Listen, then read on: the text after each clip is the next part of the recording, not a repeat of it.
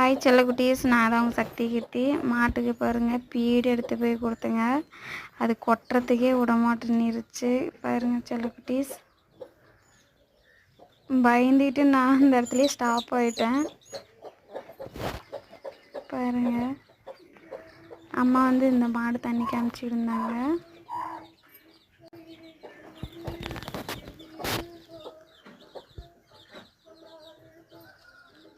இந்த மாடு தண்ணி குடிச்சிட்டு இருக்குது.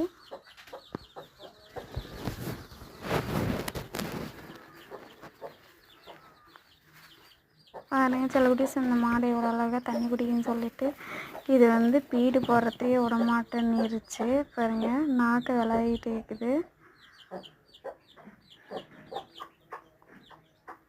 ஸோ நான் கையை கொண்டு போய் கொடுத்ததும் பாருங்கள் இது எப்படி இருக்குன்னு சொல்லுங்கள்.